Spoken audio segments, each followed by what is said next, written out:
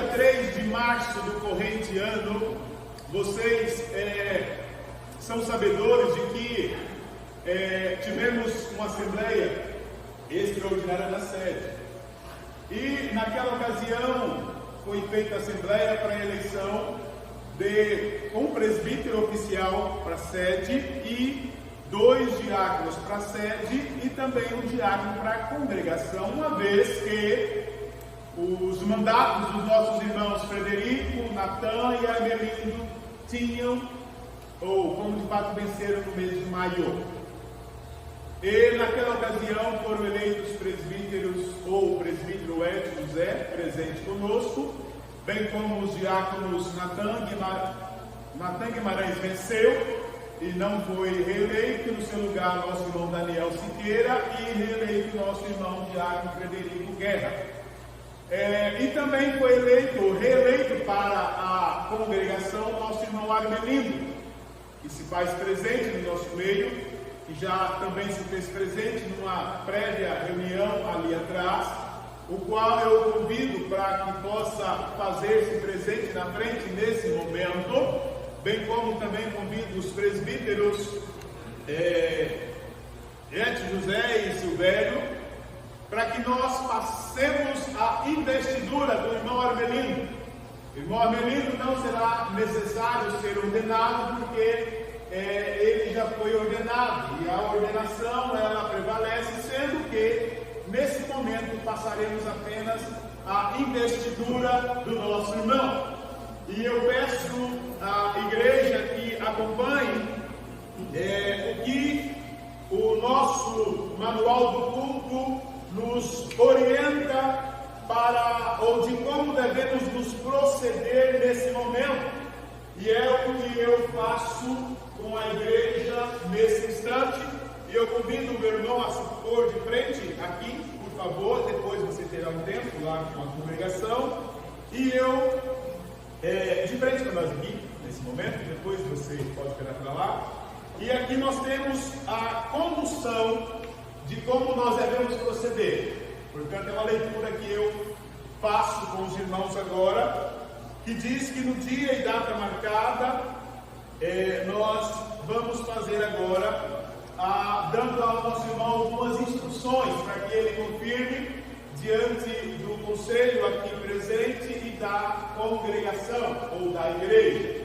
Diz aqui que o nosso Senhor Jesus Cristo, meu irmão Armelindo, como rei e cabeça da igreja, senhor da igreja, ele foi servido que nesta igreja existisse a prática do socorro. Por que ele fala dessa questão? Ele fala dessa questão, e conforme nós já lemos agora mais cedo, ali na abertura, sobre o diaconato. E a instituição deles aqui era especialmente que eles deveriam estar a cargo da igreja para socorrer aos que tivessem necessitados. Nas Sagradas Escrituras, meu irmão, nós vemos que os apóstolos eles tinham seus cargos. Nós acabamos de ver isso também agora há pouco ali. E esses eram temporais, visto que os pés deles estavam afirmados no preço de que eles deveriam fazer algumas coisas que cooperassem para o avanço da igreja. No capítulo 6 do livro de Atos, conforme nós lemos agora, ali, os primeiros 6 versículos ali, meu irmão, nós vemos ali que a igreja tinha crescido e com o crescimento da igreja houve alguns problemas dentro da igreja, praticamente envolvendo aos cuidados que ali o verso 1 do capítulo 6 chama das viúvas helenistas. E agora diz as Escrituras que aquele discurso ali de sistematização e organização agradou a igreja. E o que levou a escolher homens sábios, que você vai ver no verso 5, no verso 6, e que aqueles homens deveriam se ocupar de algumas funções. E é interessante, meus amados irmãos, que aquele ofício continuou ali ser necessário. Paulo depois vai orientar Timóteo, assim nós vamos ver várias questões. Compete aos diáconos, agora aqui, eu quero ler com os irmãos, e com você particularmente, irmão Melindo, o que diz? Primeiro, receber e guardar fielmente as ofertas da igreja para os pobres e outros fins piedosos. É a competência do diácono. Também é competente ao diácono distribuir essas ofertas segundo o desígnio da igreja e segundo a necessidade que houver.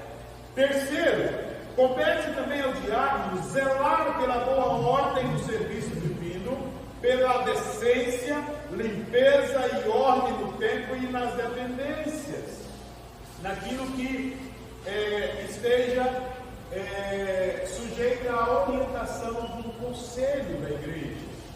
Os diáconos, portanto, são na igreja os ministros, presta atenção, da distribuição e caridade fraternal e da ordem do culto. Portanto, meu irmão Melindo, eu passo agora a te fazer algumas perguntas.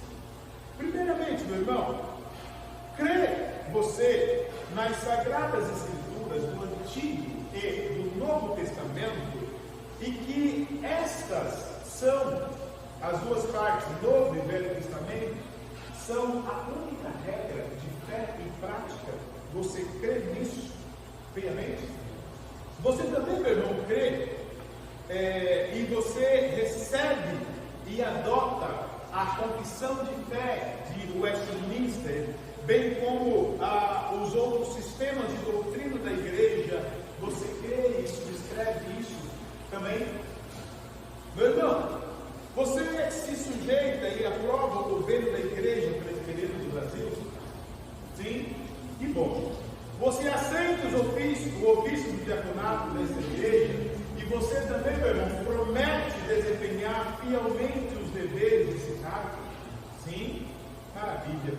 Você promete também, irmão Melindo, procurar manter e promover a paz, a unidade e a edificação, bem como a pureza da igreja? Você promete? Que bom, irmão. Eu pergunto agora a você, igreja. Eu pergunto a você. E nós mesmos dessa igreja? Reconheceis esse nosso irmão como diácono? Reconhecem? Vocês prometem também tributar a esse irmão, Armelino, eleito diácono, toda a honra, animá-lo se acaso ele baquear as pernas? Você promete obedecer no Senhor e que, segundo a palavra de Deus e a Constituição, dá direito a ele desse ofício? Vocês prometem isso? Sim. Depois agora de vocês haverem respondido essas palavras ou essas afirmações, eu quero convidar você, meu amado irmão, a se pôr de joelho nesse momento. Por favor, se consegue, de joelho. Eu convido os presbíteros a se aproximarem. O nosso irmão diáconos também aqui presente, o irmão Samuel pode vir também nesse momento. E, diferentemente, eu quero ler uma oração com você. Não é algo que nós estamos, né? Mas tem uma oração aqui sugerida tão bonita, que eu queria ler com você nesse momento. A Melina com você. Me permita fazer isso sob a imposição das nossas vidas. Graças te rendemos, ó Senhor, nosso Deus e Pai, por nos teres dado um Salvador poderoso na pessoa do seu Filho Jesus Cristo e pela manifestação do teu grande amor para com os homens. Senhor, tu foste servido de que aqui se pregasse e cresce no teu glorioso Evangelho e se formasse essa igreja. Permite, pois, nesta igreja, ó Deus, que sempre bendiga e seja um monumento da tua misericórdia. E tu, Jesus, que nos remistes por teus preciosíssimos sangue, tu que concedeste bens para os homens e dotas essa igreja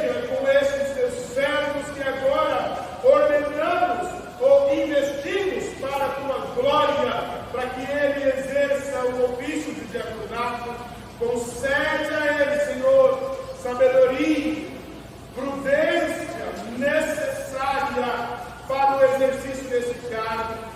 Dê ao teu servo Armelino, Senhor, o teu Espírito Santo. Ordena-o tu mesmo, para que ele seja fiel no cumprimento desse dever que agora é dado a ele, dessa autorização desse ofício, pois nós te pedimos, por amor do teu santo nome. Amém. Portanto, eu agora, meu irmão Armelino, eu te dou a 10ª companhia, para que você tome assento conosco nesse ministério. Deus o abençoe livremente.